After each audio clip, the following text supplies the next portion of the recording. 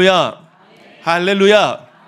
오늘 저는 마태복음 28장 16절에서 20절까지 말씀을 본문으로 영원 구원하여 제자 삼는 교회라는 제목의 말씀을 전하도록 하겠습니다. 미국 뉴욕에서 실제로 있었던 이야기입니다. 20년 동안 뉴욕에서 노선버스를 운행해 온 한 기사가 있었는데요. 이 노선버스라는 것이 매일 같은 노선을 반복해서 운영하는 버스잖아요. 근데 이 기사가 20년 동안 버스 운행을 하면서 너무 지친 겁니다. 어느 날 일탈을 해버린 거죠. 버스를 끌고 자기가 가고 싶은 대로 가버렸는데 승객은 아무리 기다려도 버스가 오지 않고, 버스 회사는 버스가 돌아올 시간이 넘었는데도 돌아오지 않자 이 야단이 난 겁니다. 그래서 버스 기사와 버스 행방을 찾습니다. 뉴스를 전국에다 내보냈습니다. 일주일 후 버스 기사를 찾았는데 그 어디 있었느냐? 그는 뉴욕에서 남쪽으로 17시간 떨어진 플로리다주의 경치 좋은 해변에서 일탈의 시간을 보내고 있었던 거예요. 이 버스 기사를 구속시켜야 되나 말아야 되나 잠시 토론이 있었지만 구속이 됩니다. 그런데 놀랍게도 뉴욕의 많은 시민들이 이 버스 기사를 찾아와서 꽃다발을 주고 축복하고 박수 쳐주고 그랬대요. 왜냐하면 이 버스 기사의 엉뚱한 행위를 통해 대리 일탈을 경험한 겁니다. 잠시나마 권태감에서 벗어날 수 있었다는 것이 그 이유였다고 해요. 근데 여러분, 버스 노선 기사가 힘들다고 버스 몰고 플로리다 가면 됩니까? 안 됩니까? 안 되지요. 비록 뉴욕 일부의 사람들로부터 버스 기사가 위로받는 훈훈한 기사가 있었습니다만은 노선 버스의 존재 목적은 정해진 시간에 딱 맞게 도착하는 것이기 때문에 그렇습니다. 모든 사물에는, 이 피조물에는 존재 목적이 있는 것 같아요. 그럼 교회와 크리스천의 존재 목적은 무엇일까요? 16절 말씀 세번역 성경으로 함께 읽어 없나요? 네, 읽어주십니다. 시작.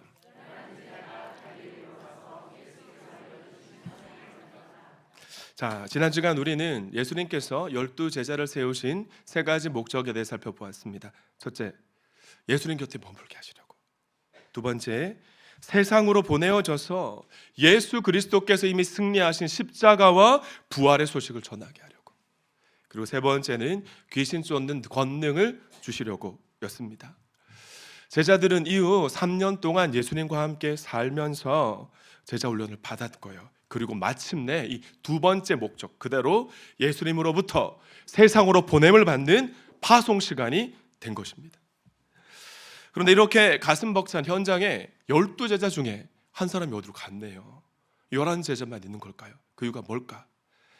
그 이유는 가룟 유다라는 제자가, 제가 신년 세겹줄 기도의 시간에 말씀드린 것처럼 이 귀신 들려서 예수님 팔아먹고 예수님이 너 때문에 죽게 되었다는 귀신의 속삭임에 눌려가지고 죄책감에 자살했기 때문에 그렇습니다. 세겹줄 기도의 시간에 말씀드린 것처럼 성경을 보면 저는 가룟 유다 귀신 들렸다고 100% 확신하는데요. 그러고 보면 예수님의 제자 훈련도 100% 성공은 아니었던 것입니다. 그러니 내가 섬기는 사람 안 변한다고 우리 목자 목녀님들 너무 힘들어하지 마시기 바랍니다. 여러분의 배우자나 자녀들도 한번 돌아보시죠. 평생을 함께 살았습니다. 지금 주님을 떠난 자녀들 신앙으로 양육했습니다. 그런데 그들이 지금 주님 안에 있고 내 남편 내 아내가 잘 변하던가요? 그렇지 않잖아요. 하물며 목장 식구가 안 변한다고 힘들어할 필요가 없는 것입니다. 제 스승 목사님은 이런 말씀을 자주 하셨습니다. 교육제회 시간에. 사람은 안 변한다. 원래 순수한 영혼, 충성스러운 기질을 가지고 태어난 사람이 있다. 그런 사람이 하나님을 만나면 기적의 역사가 일어난다. 뭐 이런 얘기를 하셨어요. 왜 이런 말씀을 하셨을까요? 예수의 제자란 단순하게 순종하는 사람입니다. 그런데 기질적으로 까다로운 사람은 에고가 충만해서 사람 안 변한다는 그런 말씀이셨어요. 만약 변했다면 그것은 하나님의 은혜요 기적인 줄 믿습니다. 저는 변한다는 말씀을 드리고 있는 거죠. 여기서 우리는 가정교회의 정신을 발견하게 되는데요. 저를 따라 하실까요? 가정교회의 목표는 성공이 아니라 충성이다. 아멘이십니까? 여러분, 결과나 열매는 주님께 속한 겁니다. 주님께 맡겨놓고요, 우리는 하루하루 충성스럽게 내가 할 수 있는 분량만큼 최선을 다하면 되는 것입니다. 우리 주님이 찾으시는 것은 저와 여러분의 충성임을 믿으시기 바랍니다.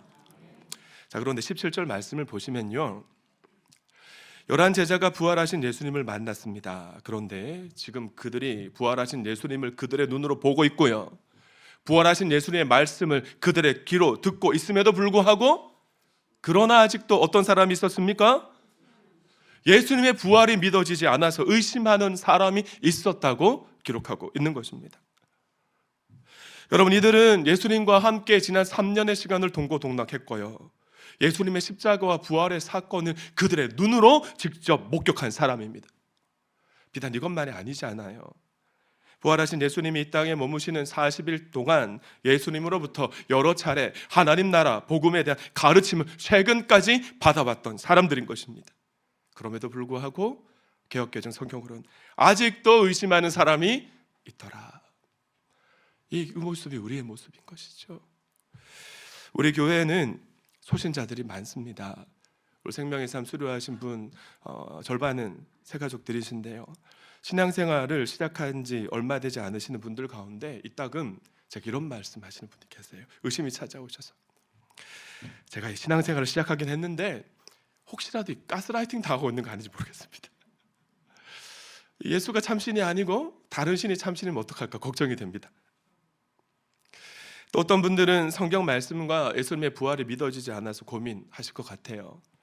그런데 너무 힘들어하지 마시기 바랍니다. 믿어지는 것이 이상한 것이고요, 인간의 이성으로는 성경 속 초자연적인 이야기들이나 특히 부활은 안 믿어지는 것이 당연하지 않겠습니까? 자, 그런데 최영기 목사님이 얼마 전 우리 교회에 말씀 축제 부흥에 인도하시면서 이런 말씀을 하셨죠. 믿음이란 의심이 없는 상태를 말하는 것이 아니다. 믿음을 선택하고 결정하는 것이다. 그러시면서 이렇게 말씀을 이어가셨습니다. 60-70% 정도 그럴 수도 있겠네 라는 생각이 들어서 예수님을 나의 구주, 나의 주님으로 영접하고 나면 이후에 함께 믿음의 삶을 살아가면 나머지 3-4% 부분은 하나님이 채워주신다는 거예요. 하나님 빼고 설명될 수 없는 은혜를 통해, 기도 응답을 통해 채워주실 줄 믿습니다. 그러나 기억하십시오. 3-40% 부분을 채워주시는 것은 여러분, 그 은혜를 경험하려면 예수님과 함께 살아야 되는 것입니다. 지난주에 제가 말씀드렸고 이번 신년 세겹줄 기도에서도 사단의 먹잇감인 그 쓰레기 치우며 살아가려면 예수님과 함께 살아가야 된다는 이야기를 하고 있더라는 것이죠. 시간을 내어서 특별히 하나님이 은혜를 쏟아 부어주시는 말씀 축제나 신년 세겹줄 기도회에 참석하시는 것이 좋고요, 목장 식구들과 함께 살아가면서 살아계신 하나님이 목장 식구들과 나의 삶에 어떤 일을 행하시는지 귀로 듣고 눈으로 보아야 할 줄 믿습니다. 저는 오늘 2부 연합예배 참석하신 모든 분들이 2025년에는 하나님의 은혜를 부어주시는 자리에 더욱 머물 수 있기를 축복합니다. 18절 말씀도 함께 읽어주실까요? 시작.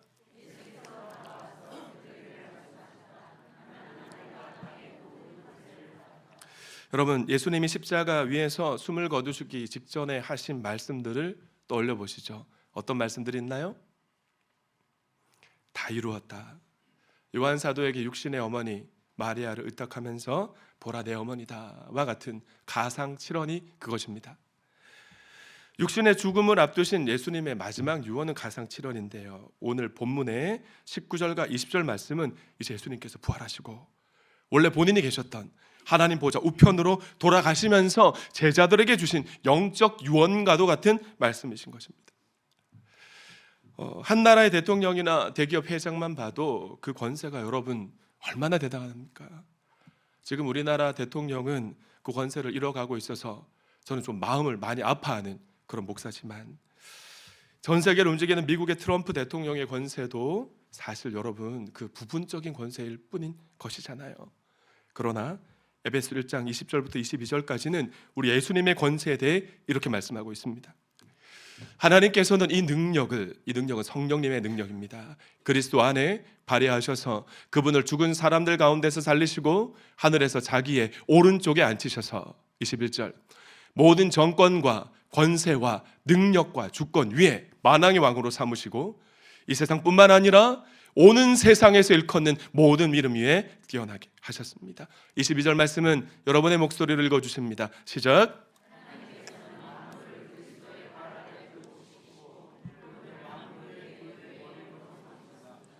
우리가 읽은 말씀을 미루어 볼 때 우리가 믿는 예수님은 어떤 분이십니까? 하늘과 땅의 모든 권세를 가지신 만왕의 왕이시요 하나님이심을 믿으시기 바랍니다.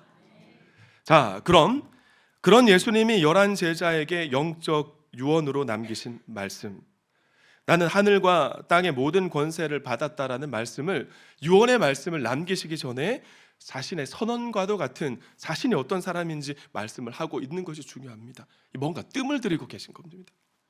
가령 여러분이나 여러분이 자녀가 다니는 회사의 사장님이 장기 출장을 떠난다고 생각해 봅시다.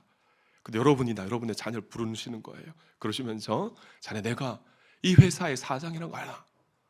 이렇게 먼저 말을 한다면 뭔가 중요한 이야기하러 그러는 거잖아요. 이 뜸을 들이는 것과 같은 모습입니다. 우리 예수님이 얼마나 위대한 명령, 중요한 말씀을 하시려고 잠시 내가 어떤 사람인지 먼저 선언하시면서 뜸을 들이셨을까? 다시 한번 읽어보겠습니다. 19절과 20절 말씀 시작.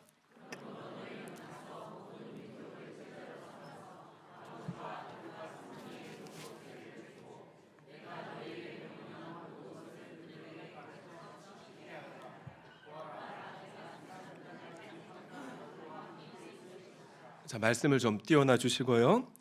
제가 5개 동사를 1번부터 5번까지 번호 붙여뒀습니다. 1번 가라, 2번 제자로 삼아라, 3번 세례를 주라, 4번 가르쳐라, 5번 지키게 하여라. 자, 그렇다면 여러분들 이 5가지 동사 중에서 어느 동사가 주동사일까요? 지금 우리 동암교회 성도님들이면 정답이 척척 나와야 됩니다.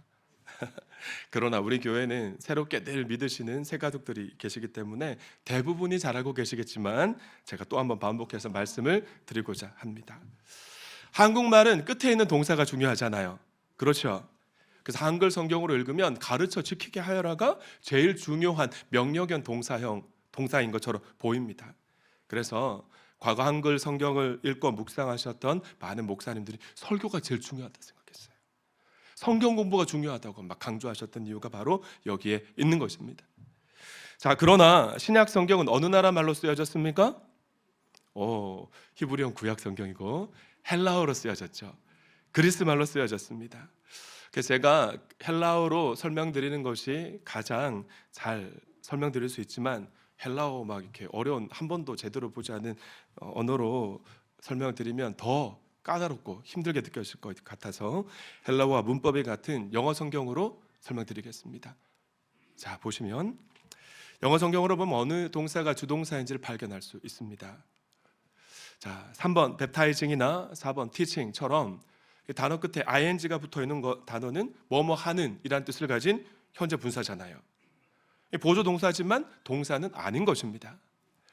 5번 to obey도 주동사 역할을 하지 못하는 to 부정사죠. 자, 그러면 동사는 2개밖에 안 났는데 무엇과 무엇입니까? 맞아요. 참 잘하셨습니다. go와 make disciples인 것입니다. 자, 그런데 둘 중에 또 하나를 또 주 명령형 동사로 찾아야 되는데 예수님께서 가라고 하신 것이 목적은 아닌 것 같아요. 그럼 그렇죠? 자, 그런 것을 보면 make disciples가 주 명령형, 예수님이 제자들에게 유언을 남기시는 목적이라고 할 수 있을 것 같아요. 저를 한 번 더 따라 하실까요? 예수님의 명령은 제자 만드는 것이다. 예수님의 명령이 뭐라고요? 제자 만드는 것. 그러니까 교회와 성도의 존재 목적은 제자 만드는 것입니다. 예수님의 제자는 제자를 만들기 위해 가야 할 줄 믿습니다. 제자 만들기 위해 세례를 줘야 되고요, 제자를 만들기 위해 가르쳐야 되고요, 제자를 만들기 위해 지키도록 해야 하는 것입니다.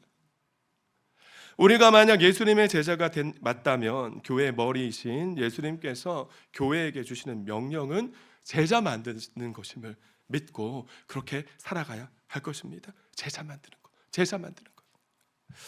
자, 그렇다면 한번 생각해 보실까요? 만약 성경 공부와 암송을 열심히 시키지만 전도와 선교, 제자 만드는 데는 관심이 없는 교회가 있다면 그 교회는 교회 간판을 성경 공부방으로 바꿔야 될 겁니다. 모일 때마다 뜨겁게 기도하지만 제자 만드는 일을 위해 기도하지는 않고 모일 때마다 복 달라고 폭폭 그러면서 복만 구한다면 그 교회 간판을 기도방이나 기도원으로 바꿔야 될 것 같고요. 교우들이 모여서 살아가면 또 그렇게 교제하면 너무 아름다운 일이지만 제자 삼는 일에 헌신하지 않는다면 그 교회는 간판을 사랑방으로 바꿔야 될 겁니다. 날마다 우리 교회가 예수님의 성품과 삶을 닮은 그런 제자가 만들어지는 그런 교회가 될 수 있기를 소망합니다. 자, 그러면 이 그 외에 4가지 가라, 세례를 주라, 가르쳐라, 지키게 하라, 이 보조 동사에 담긴 의미는 뭘까요? 자, 여기 담긴 의미는 어떻게 제자가 만들어지는지, 제자가 하는 일이 무엇인지, 누가 제자인지를 알려주는 말씀인 것입니다.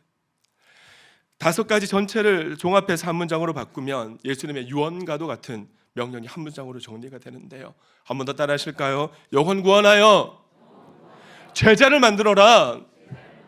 할렐루야. 지난 금요일 저녁에 이상우, 이경숙 비 집사님 부부가 제 방을 찾아왔습니다. 최영기 목사님 말씀 축제할 때 이경숙 비 집사님이 목료로 헌신할 것을 마지막 예배 시간에 서약하셨어요. 그리고 이제 이상우 집사님까지 목자로 헌신하시겠다고 다시 하신 것인데 제가 최종 확인하는 시간을 가진 겁니다. 그런데 우리 모두가 잘 아는 바와 같이 우리 이상우 집사님 목장을 통해 예수 만나고 2023년 6월 25일에 등록하신 분이시잖아요. 예수 믿은 지 얼마 안 되는 분입니다. 과거 주님을 믿었다가 떠난 이유. 그런데 교회가 이끄는 대로 한가족 반, 예수 영접 모임, 생명의 삶 순종하며 따라오셨습니다. 이번에 확신의 삶까지 마치시고요. 그 가운데 타회중 목장 식구들과 함께 너무나 아름답게 신앙을 키워 오셨던 거지요. 그러니 예수 믿은 지 불과 1년 6개월 만에 목사로 헌신하신 겁니다. 근데 그 가운데 아내 역할이 있었습니다. 우리 이경숙 집사님 건강이 좋지 않으시잖아요. 저와 함께 새로운 삶 공부 인도할 때 몸이 불편해 병원에 입원을 몇 번이나 하고 그 수술이었던가 시설이었던 그걸 또 하기도 하고 그랬던 분인데 지금도 편찮으십니다. 이렇게 고백을 하시는 거예요. 내가 섬기고 싶어도 지금보다 더 몸이 안 좋아서 섬기지 못할 날이 올 수 있고 어느 날 갑자기 주님이 이제 그만이라고 이 땅에서의 삶을 마치게 할 수도 있는데 조금이라도 건강할 때 목료로 헌신하고 싶습니다. 영혼 구원하여 제자 삼는 일에 헌신하고 싶다고 제가 타회중 목장 송년회 초대받았는데 다 폭탄선을 하니까 남편의 눈빛이 당황으로 흔들리는 겁니다. 아내의 고백에 그 마음에 남편의 마음이 활짝 열린 거죠. 참 감동이 되었습니다. 이 가운데 직분자들이 많으시잖아요. 목장 미소 속에 계신 많은 분들 대부분들이 직분자들이시고 목자 목료로 헌신하라고 하면 할까봐 또 그 분위기가 있으면 슬슬 피하시고 그러시는데 전 너무 감동이 되었습니다. 남편 이상우 집사님 목자할 마음이 없었는데 마음이 열리셨는데 이 모습을 볼 때 우리 교회는 영혼 구원하여 제자 삼는 일이 지금도 일어나고 있습니다. 할렐루야. 더불어 영혼 구원의 제자 삼는 일에 직간접적으로 헌신하는 분들이 얼마나 많으신지 몰라요. 목자 목녀님, 부목자님들, 교육 목자님들은 말할 것도 없고요.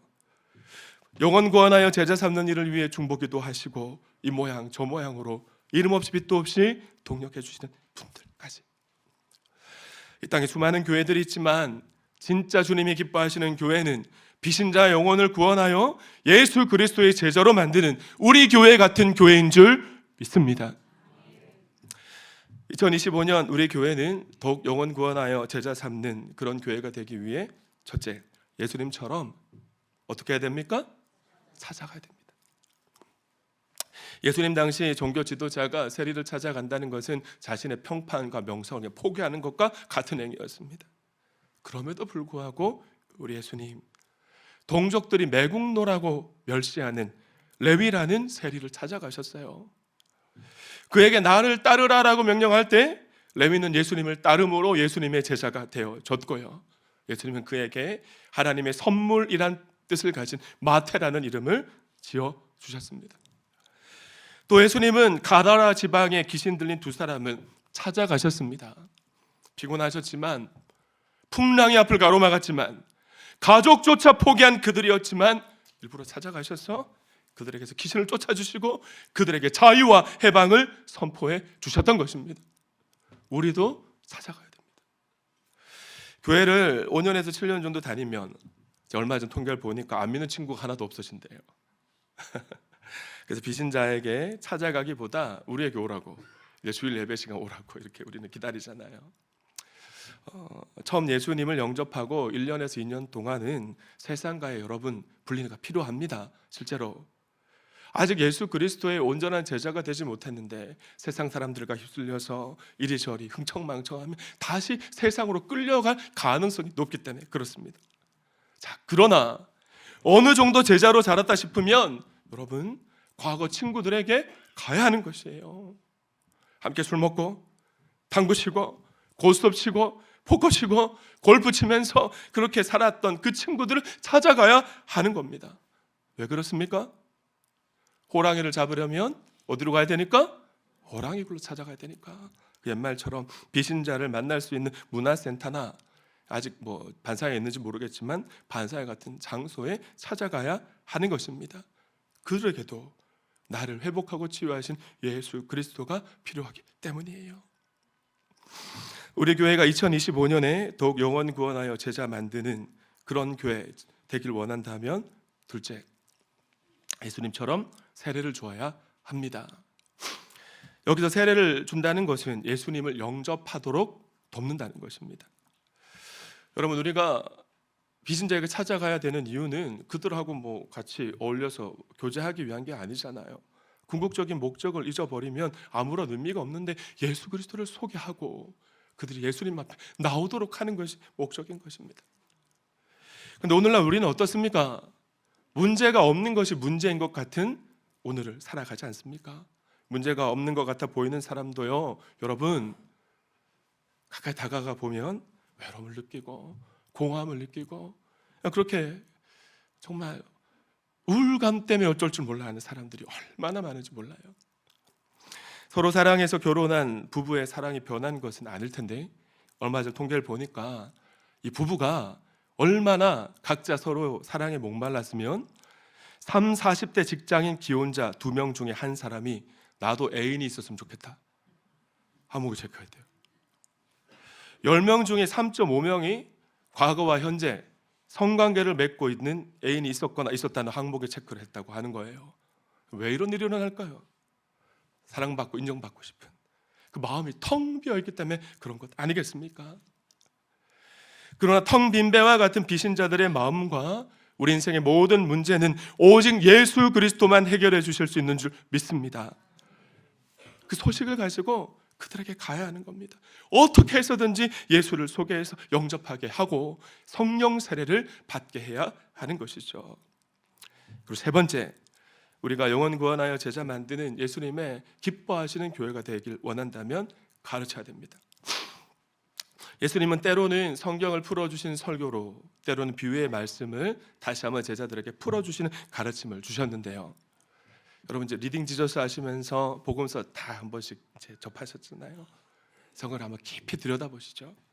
예수님의 설교나 가르침에는 사역적인 스킬을 말씀하시는 부분이 없습니다. 귀신을 쫓을 때 이렇게 쫓는 거야. 세례를 줄 땐 이렇게 하는 거다. 사역적이 없다는 사실을, 측면이 없다는 사실을 발견하게 될 겁니다. 오히려 몸소 본을 보여 주셨습니다. 하루를 시작하기 전 새벽 민명에 홀로 기도하시는 모습, 육신의 어머니를 어떻게 공경하는지 공경의 모습, 소외된 사람들을 만났을 때 그들을 어떻게 대하며 귀신들을 어떻게 쫓으며 병자를 어떻게 고쳐야 하는지 예수님은 함께 사는 제자들에게 반복적으로 보여주시면서 그들의 무의식 가운데 예수님의 사역을, 제가 반복하여서 계속 말씀드립니다, 탑재될 수 있도록 하셨던 것입니다. 할렐루야. 자, 문제는 예수님처럼 가르치고 배우려면 시간이 많이 든다는 거예요. 예수님처럼 시간을 희생해 가면서 때론 말로 말씀으로 보여서 가르치는 사람이 제자인데, 그런 제자 훈련이 이루어지는 현장이 어딜까요? 목장인 겁니다. 목장. 그래서 목장에 오셔야 되는 거예요. 부산 풍성교회 김성건 목사님은 두날개 셀 컨퍼런스 시간 이렇게 말씀하셨습니다. 먼저 제자가 되지 않는 사람은 절대로 제자가 될 수 없다.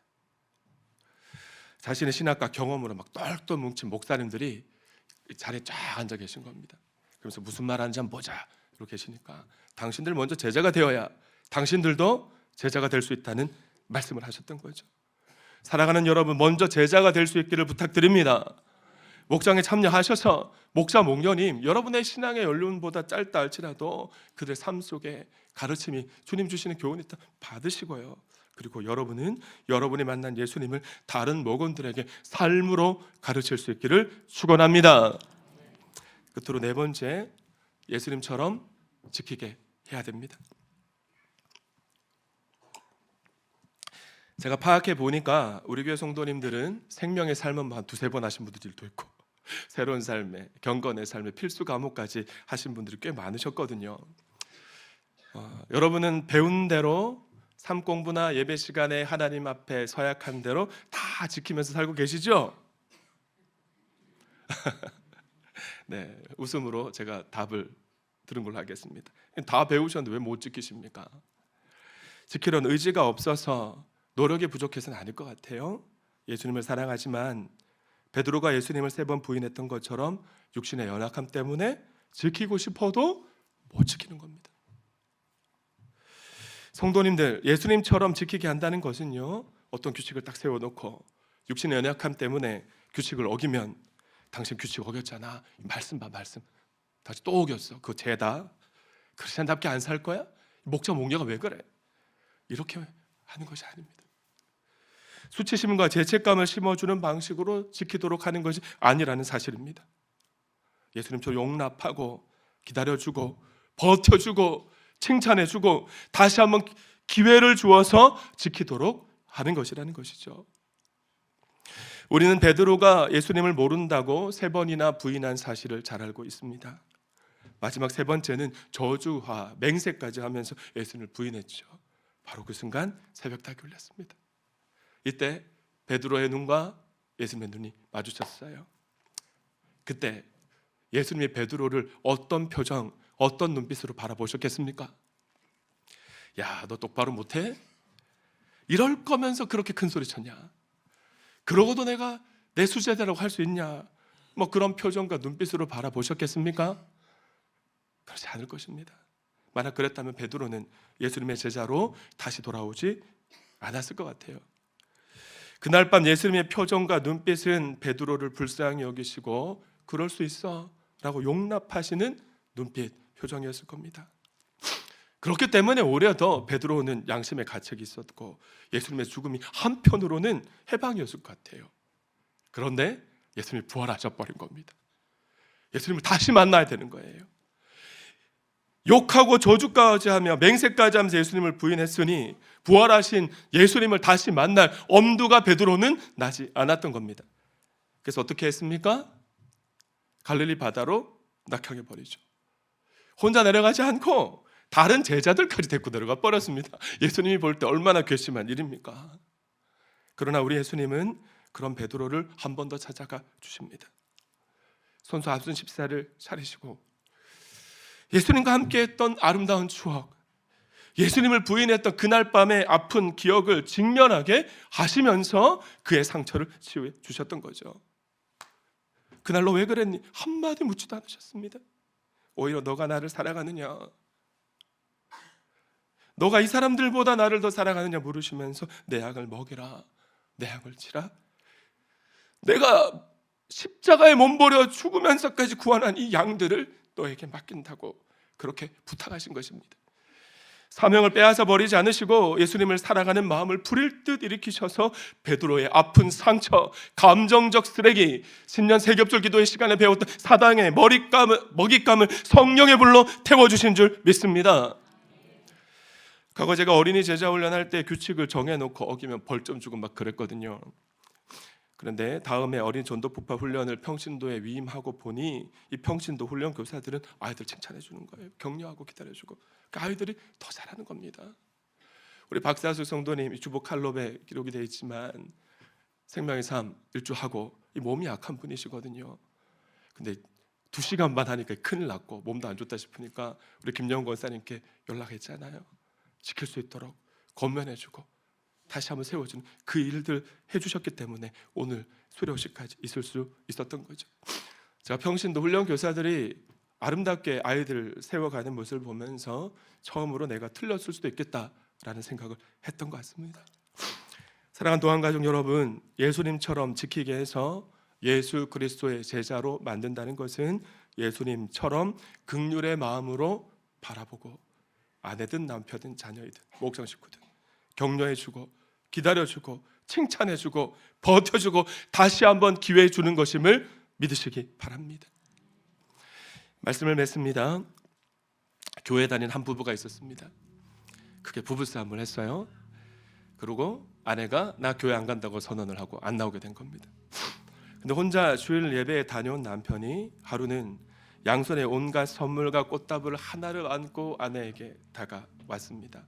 아내가 너무 감동을 받았어요. 그래서 다음날 손수 준비한 음식을 싸들고 담임 목사를 찾아갑니다. 들뜬 목소리로 이렇게 말했어요. 목사님, 어제 설교가 제 남편에게 은혜가 많이 되었나 봅니다. 글쎄 어제 남편이 선물과 꽃다발을 사들고 왔지 뭐예요. 분명 내 아내를 사랑하라 라는 설교였죠. 이렇게 물었어요. 그래서 담임 목사가 대답하길 아니요, 어제 설교 제목은 원수를 사랑하라 였습니다. 뭐 어쨌든 남편 담임 목사가 전하는 말씀을 사람의 말로 받지 않고 하나님의 말씀으로 받았던 것입니다. 저는 지금 신년 감사 예배로부터 3주째 우리 교회가 꿈꾸는 교회상, 이 교회상에 대한 설교를 하고 있습니다. 먼저 자녀 교육을 책임지는 교회 함께, 평신도 사역자를 키우는 교회, 세 번째 영혼 구원하여 제자 삼는 교회. 성도님들, 지금까지 우리 교회 너무 잘해 오셨지만 2025년에는 내가 만들고 싶은 그런 교회 말고 예수님이 기뻐하시는, 예수님이 명령하신 그대로 그런 교회 만들어 볼 수 있기를 소망합니다. 첫째, 예수님처럼 빚진자에게 찾아가시고요. 두 번째, 빚진자에게 예수님을 소개해서 내가 만난 예수님, 그래서 그들이 성경 세례 받을 수 있도록 돕고, 세 번째, 예수님처럼 본을 보여주어서 가르치고 예수님처럼 버텨주고 기다려주고 격려해주면서 지키게 하는 그런 네 가지를 통해 영혼 구원하여 제자 삼는 일이 멈추지 않고 회복을 넘어 부흥의 역사를 이어가는 우리 교회가 될 수 있기를 축원합니다. 축원합니다. 옆에 계신 분에게 이렇게 인사하실까요? 하나님이 당신을 파트너로 불러주셨습니다. 시작. 하나님께 영광의 박수 올려드립니다.